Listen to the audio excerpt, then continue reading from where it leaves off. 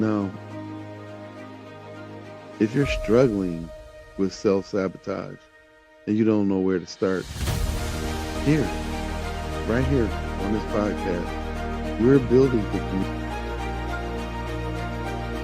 I want to remind you, breaking self-sabotage patterns takes time. You've been operating like this for years, every decade, like hours.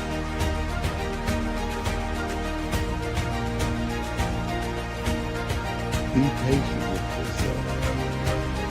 Celebrate the small wins. We're building a community of people committed to breaking these cycles.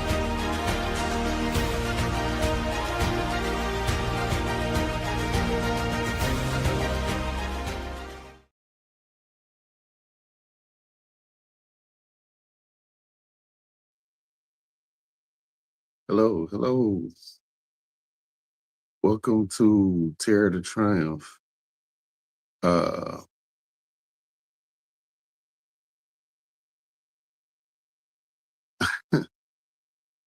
this is interesting.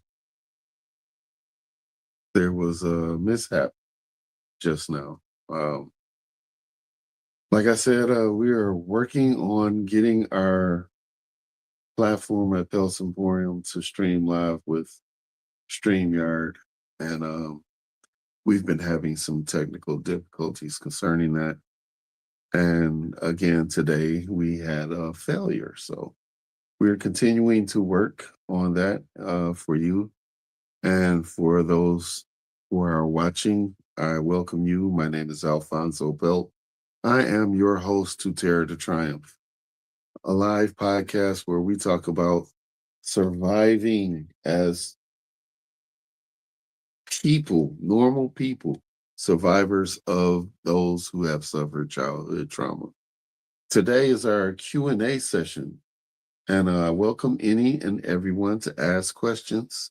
You guys are welcome to ask questions on YouTube, our YouTube channel, which is Terror to Triumph Live. We are on also Facebook at Facebook /Alfonso Peltz. My name is on the screen. I have to get my finger right here on the screen. So that way you guys can come and check us out and see the video of the podcast. Or if you would choose, come see or hear the audio podcast on multiple platforms. We're on Apple Podcasts, Spotify, we're on YouTube Podcasts, we're on several different other ones. These are Castbox, Podcast Addict. We're on FM radio. We're on iHeartRadio.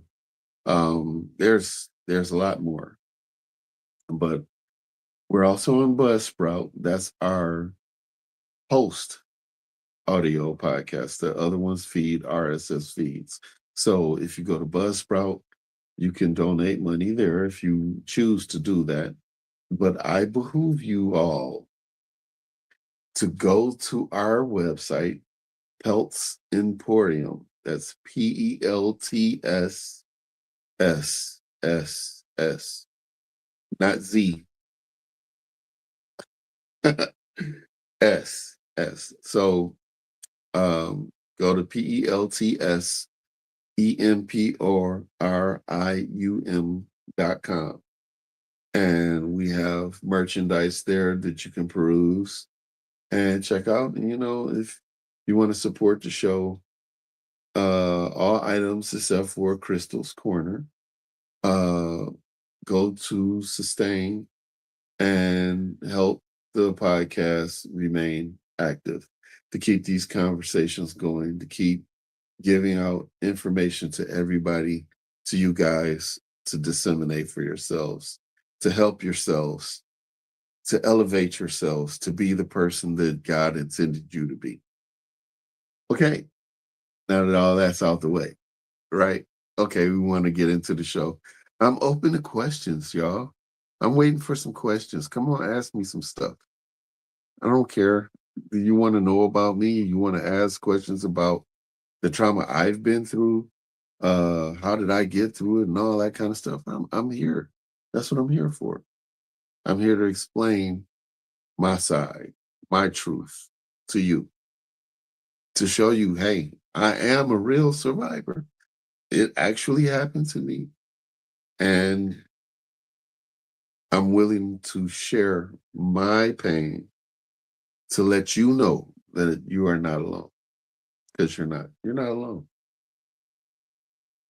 The enemy are people who caused us hurt. This type of trauma, our assaulters would want us to remain silent. That way, they remain in power over us. It's time to take that power back.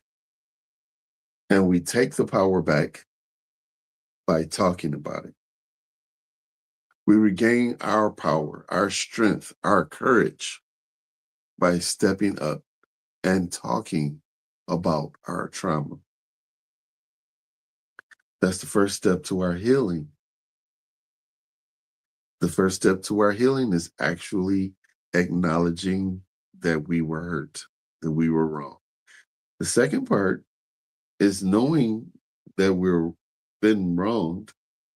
Is there something that is a consequence of that action that may cause us to act inadvertently?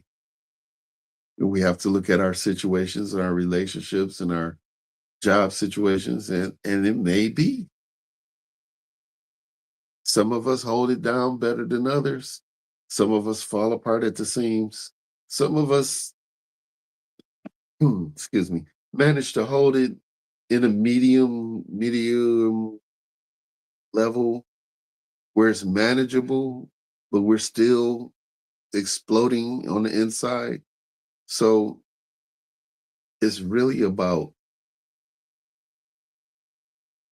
not just yourself, but who we're affecting. It could be family, it could be loved ones, it could be significant others, it could be people who have nothing to do with us. It could be coworkers. All these things, all these people around us are affected by our trauma. We have to learn to talk about it, to be able to step up and tell people about it. But not just anyone, because you can't just tell anybody. Some people will not take it the right way. Some people will say, um, there's something wrong with this. Um, then they'll start being judgmental. And then they'll start saying, or maybe you didn't think about it the right way, or maybe you thought this, or maybe it's not as important as you thought it was. Maybe it's not that serious, or that didn't happen, or some to that degree. And those type of people you cannot talk to, because all they're doing is making you feel that your pain is invalid, and your pain is valid. You feel what you feel. You've experienced your trauma. They haven't. You can't take another person's word for that. You're the only one who experienced your trauma, your direct trauma, not trauma in general, because a lot of people experience trauma, but you experience your specific trauma. Nobody can step into your shoes and say, you didn't do that. You didn't feel this type of way. You were probably thinking about it wrong. You're looking at it wrong. No one else can say that to you. Only you have your truth. You're sharing it with somebody who can't comprehend the situation. So what you have to do is find somebody who will be sympathetic to your problem, to your issue, to your trauma. Someone who will say, wow, I didn't know all that was going on with you. I'm sorry. I didn't realize. You need some help. You need to talk to somebody. You need me to take you somewhere. You trying to get out that situation. You need a place to stay. These are questions that a real friend or somebody who's genuinely concerned would say. They would ask you that. Again, my name is Alfonso Pelt. Welcome to Terror to Triumph. I'm here to answer your questions. I don't want to just sit up here and talk, but I made this platform for people like us, people like me. I'm a trauma survivor, but I'm 54 years old, y'all, so up there in age. I did not have the internet like you guys have it now. There was no podcast. There was no streaming. There was no groups or anything like that. The earliest AOL online, they had online chat groups. And none of those were really serious. People were just exploring the internet, exploring talking to each other, exploring how other people are or what's going on in their area, in their part of the world, their city, or whatever the case. People were exploring back then. They really didn't know. So shout out to Yahoo for that. Appreciate you guys putting us on all those years ago. You guys were pioneers. I kind of hate that you guys don't do that no more. I thought that was wonderful. You could just jump online, go into a certain group, Chinese speaking, Chinese, it's like a Chinese English speaking group. So you could actually go into a group like that and start talking to people who are Chinese, but they speak English. And they're probably trying to hone their skills in speaking English by speaking to an American, but you're trying to find out about their culture, how it really is over there from the actual people. Who, who has the opportunity to just say, I want to speak to an Asian person back then? You didn't have that opportunity. You did not have that opportunity. Unless you knew Asian people stayed next door to you or something like that, where you could actually go next door. There was no real access to speak to somebody from a different culture or language. If you didn't happen to cross paths with a person from a different country or something like that, you just were out of luck. That's the way it was. That's the world we lived in. That's how things were and became to be subsequently greater now. We evolved. We went from typing, conversation, speaking, typing. There was no video. We were typing everything we were typing.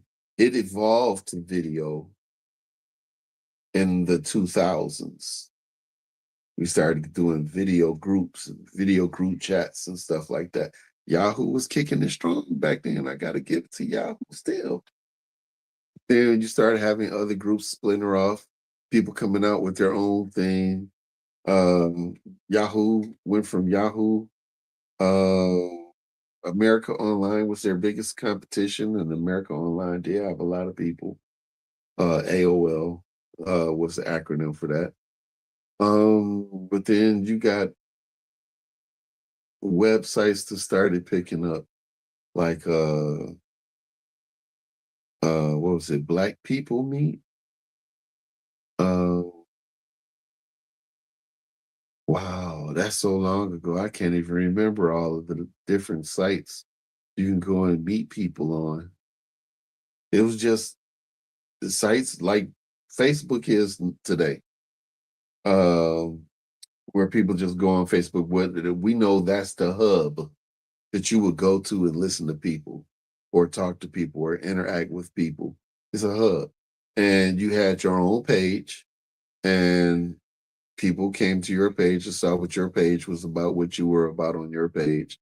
And you could stylize your page however you wanted, the colors or the text or whatever. It was like basic HTML, but the UI made it easier to interact. Facebook doesn't do that. Okay, so Facebook is just Facebook. You got an app, you look at it, you see what it is, that's what it is. You know, the thing you can customize is when you talk to somebody in a chat, in a message, in Messenger. You can customize the background and the bubbles and all that stuff. But I think Black People Meet had it to where you could customize your whole entire page. I thought that was smooth, and they got away from that.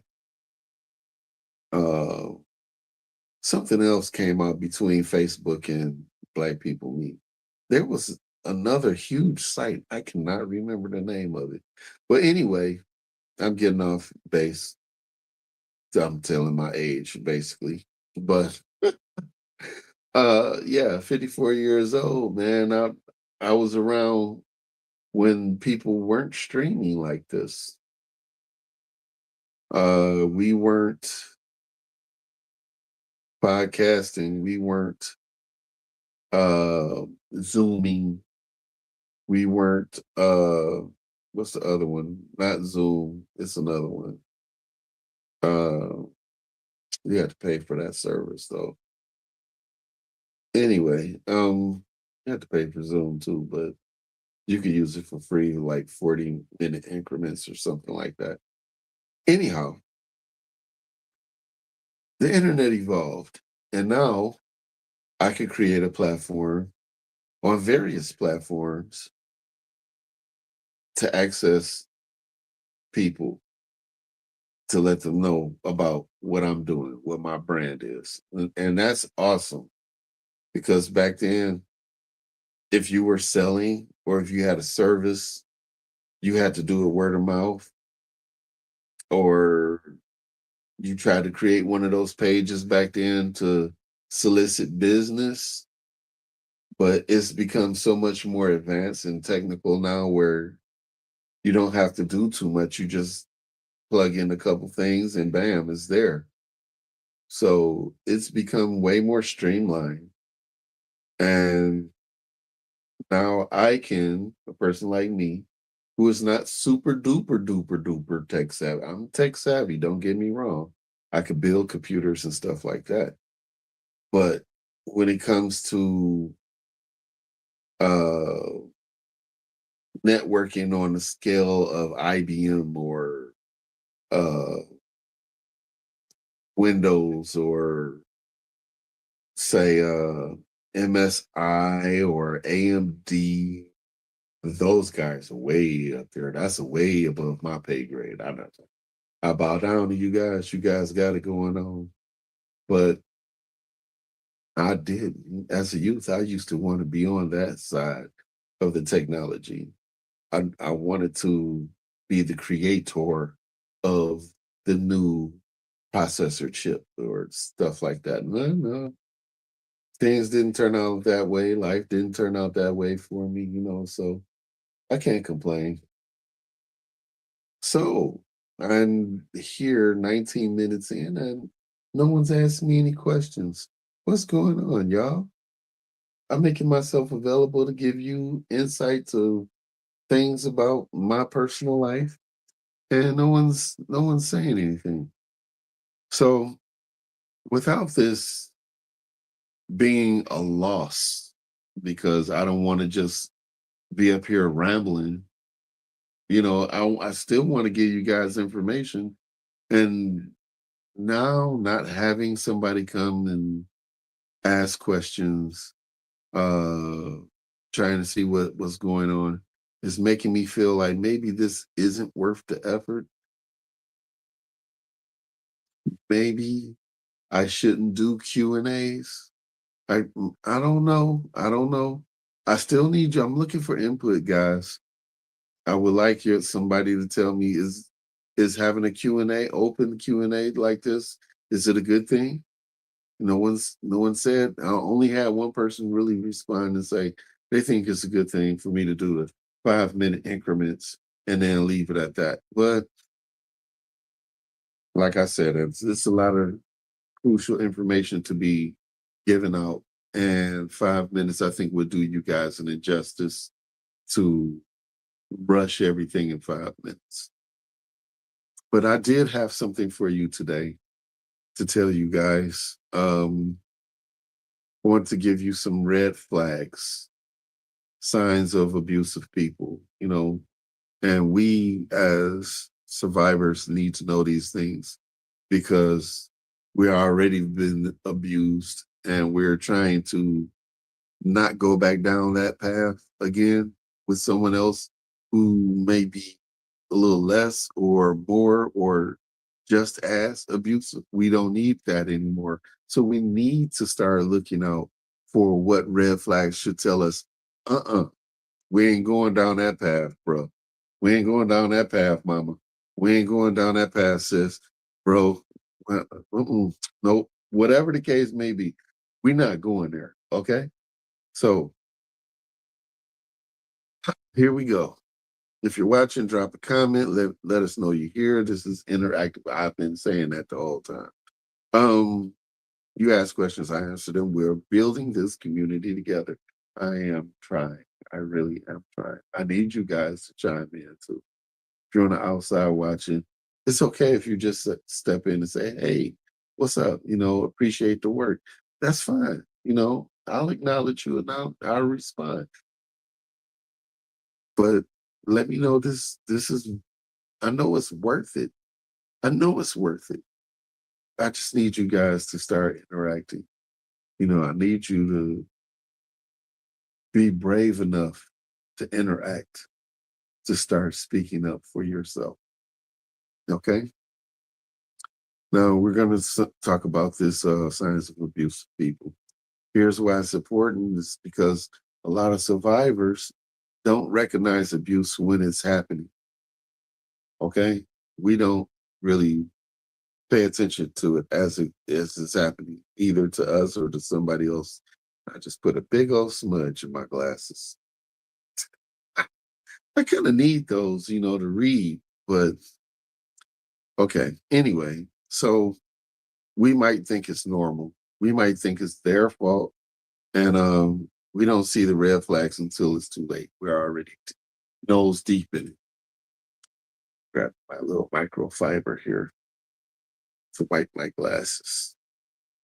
Okay, so today we're breaking down the signs, the behaviors that tell you this person isn't safe. Okay. So, and I want to be clear, this isn't about judgment. All right.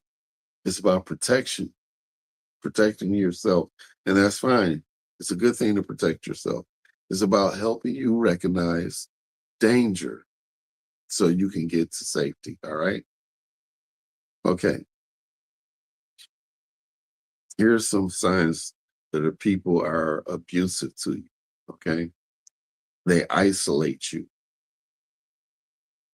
They want you away from your families and friends. Okay. They want you dependent on them. They don't want you to be around anybody else. They say things like, your friends don't understand you, or your family is toxic. Your family might be toxic though. But the truth of the matter is, family is family. And family will protect you more so than a stranger will. Sometimes. Sometimes a stranger will protect you more than your family will. True, true that. But if you got somebody that you just met that's already talking about your family being toxic, if you haven't told them that they're toxic, if you haven't shared that information to them, people, listen, That sounds like somebody is trying to get you away. That sounds like a human trafficker, to be honest with you. They don't want to you associate with somebody that can help you. Somebody, your support system, they want you to isolate you from that. That's a red flag. Okay. They control you. They tell you you need to put this on. Or why are you talking to them? Don't talk to them. Or they say, you can't go over there. Don't go over there. I tell you where you can go. You can go here. You can't go over there. They monitor your phone. They need to know where you are at all times. And people, I know y'all done heard this so many times. TikTok that made fun about this in videos. People checking people's phone, the phone prank and all that stuff. It's really telling bad social behaviors. And y'all making fun of it. But this real stuff. Abusive people do these things. So y'all thinking it's funny till y'all get in a relationship with these people. And they actually start doing this stuff. Mentally abusing. They gaslight you. They make you question reality. They deny things they said. They tell you you're crazy or you're too sensitive. Hmm. That sound familiar? No, it does to me. They start off charming at first. I'm sure a lot of ladies say this one. Start off real charming. Oh, they love bombing. They're perfect in the beginning. Then slowly the abuse starts. But by then you're hooked. How about they blame you? Like everything is your fault. You made them angry. It's your fault. I'm angry. You caused them to hurt you. It's your fault. You made me angry. That's why I hurt you. That's your fault. You're responsible for their behavior. Really? It's my fault you put your fist in my eye. That's my fault? Okay, granted. If you look at it from certain angles, you cheated on me. I caught you cheating. That's why I put my fist in your eye. I can't say nothing to that. You cheating on somebody, you was wrong. You was wrong. But everything, the grass is green. Oh, that's your fault. You coming home from work. Hey, why the dishes ain't washed? What you at home? How come you ain't washed the dishes? Why is it my fault? I was at work. Okay. Things that people make excuses to point blame at you for everything. So that's what we're talking about. All right. They escalate. The abuse gets worse over time.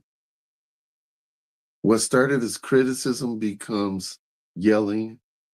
What comes as yelling becomes physical.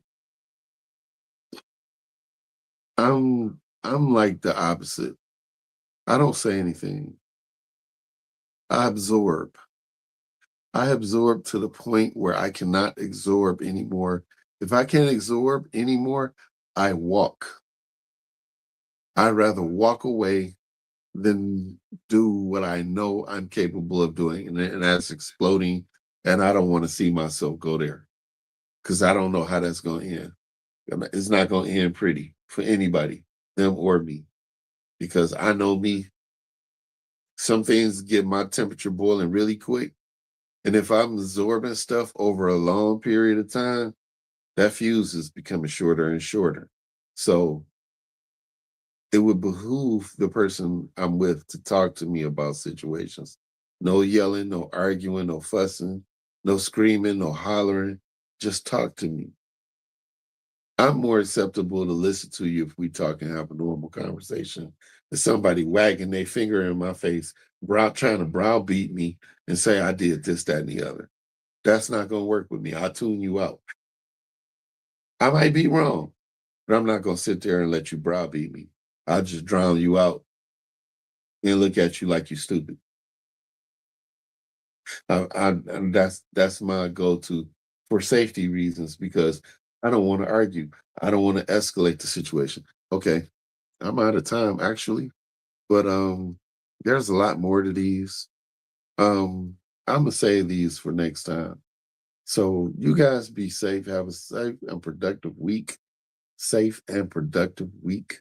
I get tongue twisted sometimes, but I want you guys to take this information to heart and really pay attention to how a person is treating you. This is Alfonso Pelt. This is Terror to Triumph. I thank you guys for coming and joining me today. I know you probably download this and listen to it later, but please, when you get the chance, share, tell your friends about Terror to Triumph, tell them about Pel's Emporium. Go over there, check out some of the merchandise, sign up, become a member on the site, and then you can check out the podcast from there.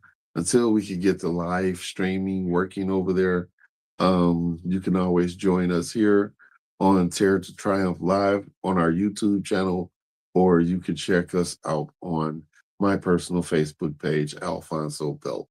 So 10:30 a.m. Eastern Standard Time, Tuesdays and Saturdays, we are live. So I hope you guys have a blessed week, and I will see you Saturday, 10:30 a.m. All right. Have a good one.